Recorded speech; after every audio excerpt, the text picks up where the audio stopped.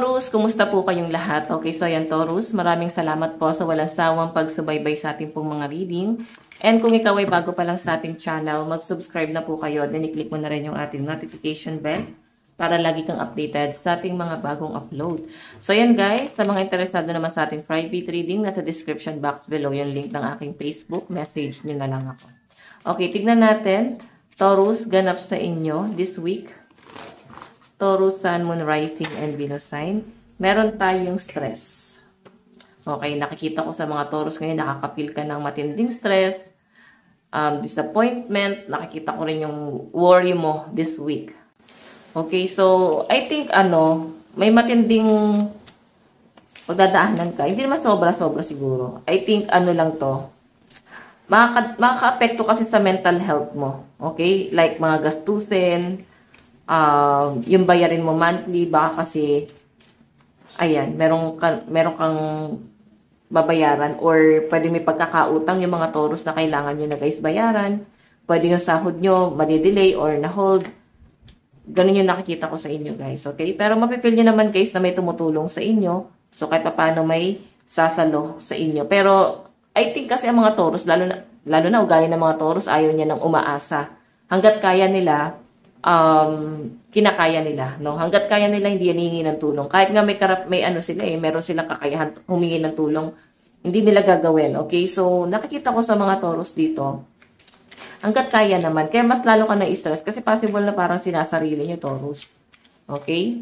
Tignan natin Taurus, Sun, Moon, Rising, and Venus sign, meron tayong gratitude, ayan, mukhang meron kang inaantay na pera. Baka ito yung na-stress ka, no? Pwedeng merong umutang sa inyo, meron ngang na-delay na sahod, or meron kang ina-expect like loan. Yun yung pinapakita sa akin dito. Or baka meron kang bibilin dito na medyo mahal this week. So, nakikita ko dito guys na medyo stress ka. Oo, may stress ka talaga dito. Patungkol lahat to guys sa pera. Yung nakikita ko dyan. Tignan natin Taurus, Sun, Moon, Rising, and Venus sign. Taurus, Sun, Moon, Rising, and Venus sign. Meron tayong hope. Oh, di ba? May paparating na daw this week. So, I think etong stress mo na to, etong last week, no? Pwedeng umabot na ng buwan, pagpasok ng taon, stress ka pa rin.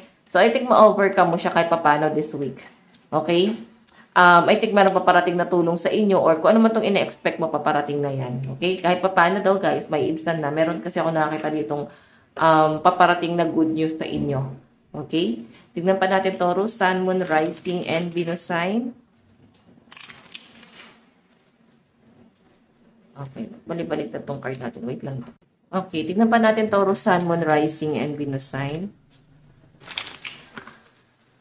Taurus, Sun, Moon, Rising, and Venus sign. So guys, meron tayong fear. Okay, so Taurus, meron ka lang kinakatakot dito na siguro once na dumating yung pera is nag-worry ka na baka hindi mo naman siya. Parang magamit talaga totally sa kung ano man yung inaasahan mo, no? Siguro kasi meron kang inaantay dito, tapos meron kang paggagamitan ng pera nito, tapos parang baka magamit mo siya sa ibang bagay. So, parang may bigla ang conflict. So, parang mag-aalangan ka rito na kung mukhang magagamit ko pa yung pera ko. Parang ganon. So, huwag ka daw mag-alala kasi may good news pa rin na paparating dyan. So, baka pakabahin ka lang this week. And I think ma-overcome mo din naman yan, okay? Medyo kakabahan and nervousin ka lang. Okay, tignan natin Taurus. Iba sa inyo guys, pressure ka pagdating sa trabaho, no? Sa business. Iba naman guys, sa mga walang trabaho, nalulugmok kasi parang meron kang ina-expect, no? Sa mga walang trabaho dito, pwedeng may sa inyo, may nag-refer sa inyo. Meron kang ina-expect dito na magpapasok sa inyo ng trabaho. So, nandun yung parang, yung sense of responsibility umiiral sa'yo this week, no? Parang kailangan mo tong bagay na to. Yun nga lang guys. Mukhang may mga delay or disappointment kasi parang baka hindi ka matanggap doon. So, alam mo yun, pwede ka naman mag-try sa iba. Sabi nga nila guys, pagka yung trabahong gustong-gusto mo ay hindi binigay sa'yo, ibig sabihin, mas mag-grow ka sa bagay na hindi mo gusto. Diba? So, tignan pa natin. Taurus, Sun, Moon, Rising, and Venus sign. Taurus, Sun, Moon, Rising, and Venus sign. Tignan natin. Taurus. Meron tayong Ace of Cups. Okay, Taurus, nakikita ko sa inyo, baka trip mo talaga baking or at least parang bartending. Di ba may mga nauso ngayon ng mga cafe, yung tipo nagtatayo sila sa gilid ng bahay nila or malapit diyan sa tapat ng bahay nila, yung nagbi-business sila ng sarili nilang cafe. So I think naiisip mo to, Taurus, this week, no? Parang try ko kaya to, at least meron akong ibang source of income. So siguro iba sa inyo mag-end of contract na or talagang hindi nyo na siya guys ipo-pursue. So, parang pahinga ka muna, mag-focus ka na lang muna sa small business. Ayan.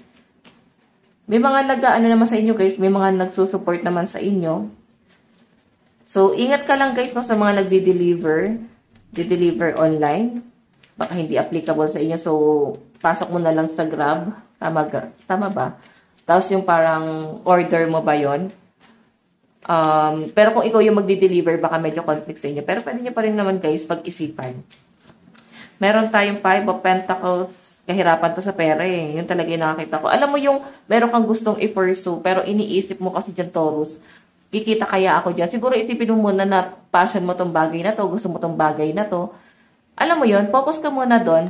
Huwag mo munang isipin kung ano yung kikitain. Isipin mo muna dito kung magiging successful or kahit paano kumikita yung bagay na yan. Okay, Taurus, Sun, Moon, Rising, and Venus sign, meron tayong 6 of Cups. Ayan. 6 of Cups, bagong idea talaga to. Parang why not? Parang okay naman to. Bakit hindi ko siya i-pursue? Okay, so Taurus, pagdating naman sa love life mo, nakikita ko na parang medyo, nag-worry ka. Kasi parang medyo may problema sa pera yung person mo. So, ikaw, nakakaisip ka talagang gumawa ng paraan kahit paano matulungan siya. Yung iba naman sa inyo guys, nakikita ko dito, parang baka may bisyo yung person mo, hindi mo siya guys makontrol. Oo. Yung tipong sa halip na ginagamit na lang muna yung pera sa pangangailangan is nagagamit niya pa sa bisyo. So, pwede nyo naman guys itong pag-usapan kasi I think may issue talaga sa inyo dito. Okay, so tignan natin guys, ano ba yung mga malalakas na zodiac sign nakadeal mo this week. Meron tayong Capricorn, Leo, Taurus, Pisces, Gemini, and Aries. Meron tayong Capricorn, Taurus, Aries, Taurus, Gemini. Naulit lang, and Pisces. Okay, meron tayong Gemini, Taurus, Aries, Cancer, Virgo, and Leo energy. Tignan natin yung advice para sa inyo. Advice para po kay Taurus.